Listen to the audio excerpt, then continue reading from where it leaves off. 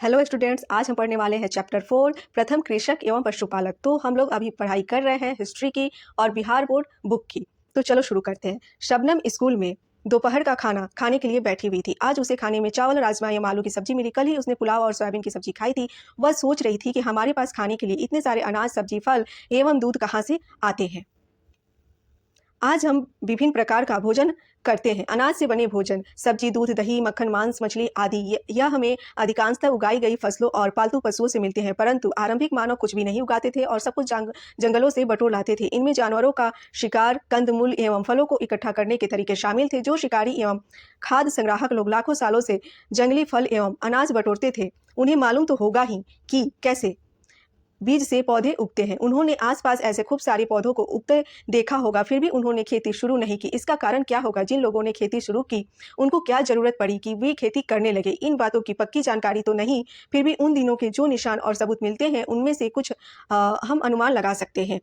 अब बात करेंगे खेती की शुरुआत। कृषि के आरंभ होने का मतलब था कोई भी अनाज ऐसे स्थान पर उपजाया जाना जहां वह अपने आप नहीं उगता हो। सबसे पहले खेती किसने और कहां शुरू की? अनुमान है कि खेती की शुरुआत ईरान और इराक देश की पहाड़ियों की तलहटी में हुई। आज से लगभग 8,000 से 10,000 साल पहले वहां रहने वाले लोगों ने सबसे पहले खेती करना शुरू किया।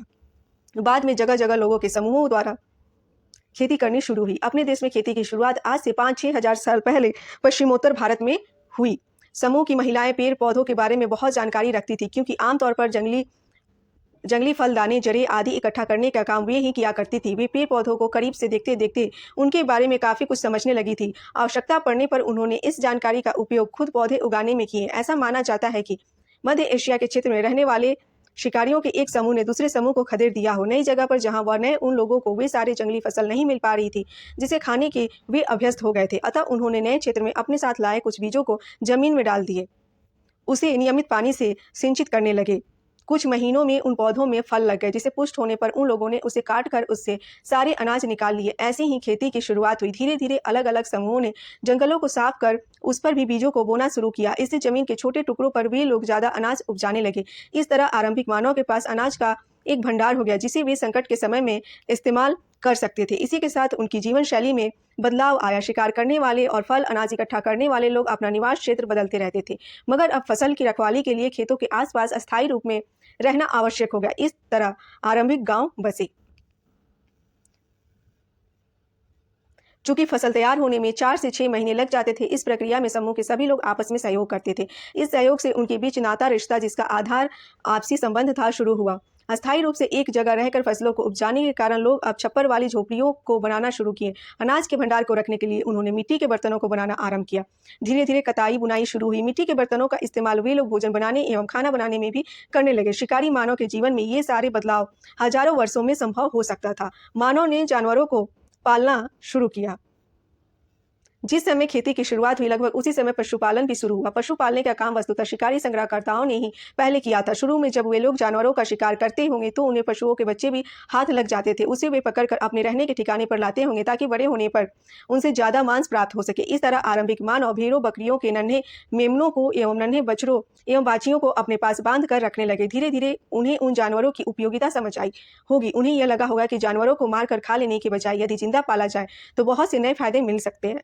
आरंभिक मानव ने पशुओं को पालतू बनाते समय कुछ बातों का ध्यान अवश्य रखा होगा, जैसे ऐसे पशु को पालतू बनाया जाए जिनके लिए आसानी से भोजन उपलब्ध कराया जा सके और वह हिंसक भी ना हो और नुकसान ना पहुंचाए। उन्हें अपने साथ इधर उधर भी ले जाया जा सके, साथ ही शिकार खोजने एवं भोजन ढूंढने में उनसे मदद भी मिले। यही सब बात सोचकर उसने सबसे पहले कुत्ता, फिर सुअर, भेड़, बकरी और अन्य जानवरों को पालना शुरू किया।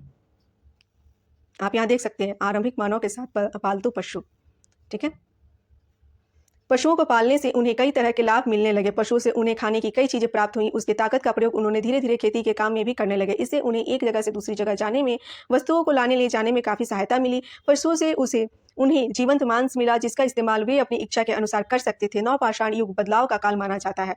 नवपाषाण युग मानव जीवन के विकास का वह समय है जिसमें मानव पहली बार शिकारी संग्रहकर्ता से पशुपालक एवं खाद्य उत्पादक बन गए। इसी काल में आरंभिक गांव बसने लगे और एक सामाजिक संगठन का विकास हुआ। इस समय के लोग भी पत्थर के औजारों का ही इस्तेमाल करते थे, लेकिन वे औजार आकार में छोटे, मजबूत और पहले से ज्यादा धारदार एवं चमकदार थे।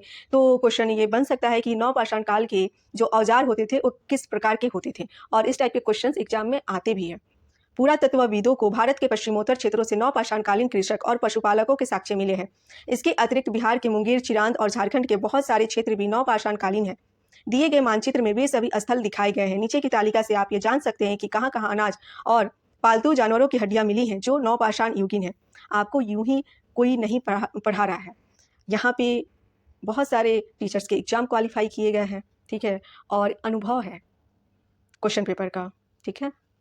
तो ऐसा बिल्कुल नहीं समझिएगा कि और सब चैनल पे जो लोग पढ़ाते हैं, बट मुझे उससे लेना देना नहीं है, मैं उसके बारे में बात भी नहीं करूँगी, ठीक है। मुझे खुद से मतलब है कि मैं क्या आपको प्रोवाइड करवा रही हूँ, ठीक है।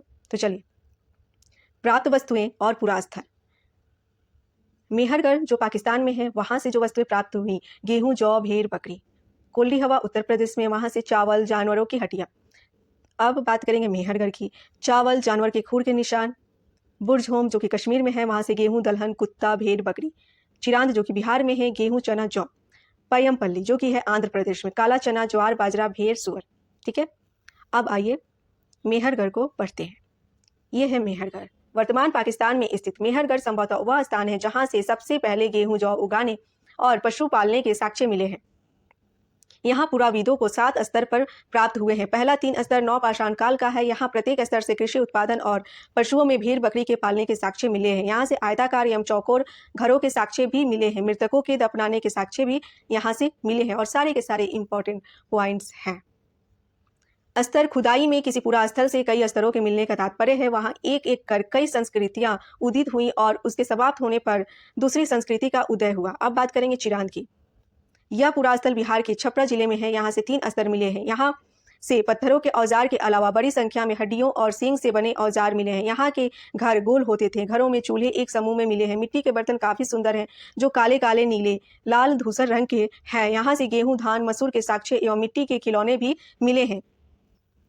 इस तरह नवपाषाण युगीन मानव कृषि और पशुपालन की शुरुआत के बाद अस्थायी रूप से गांवों को बसाकर रहने लगा। खाद्य संग्राहक मानव अनाज उत्पादक बन गया। गुफा के स्थान पर अब मानव अस्थायी घर बनाकर रहने लगे। इस युग के लोगों ने वस्त्र पहनना भी शुरू कर दिया। लोगों के मरने के बाद उसका मृतक संस्कार होने लगा। कुल मिलाकर इस युग में लोगों का जीवन अस्थायी और सभ्य बना। तो ये था चैप्टर 4 जो कि हो चुका है कंप्लीट। और नेक्स्ट वीडियो में हम लोग चैप्टर 5 को पढ़ेंगे और मैंने अब साइंस को भी शुरू कर दिया है। ठीक इसी तरह थोड़े और टाइम के बाद मैथ और रीजनिंग भी शुरू हो जाएगा। तो चलिए, मैं आपसे मिलती हूँ नेक्स्ट वीडियो में। और एक और बात मैं बोलना चाहूँगी, अगर आप वीडियो को देखते हो और आपको अच्छा लगता है कि हाँ ये मतलब एग्ज़ाम से रिलेटेड जो कंटेंट है और सही है, तो फिर आप इस चैनल को लाइक करें, शेयर करें और सब्सक्राइब करें।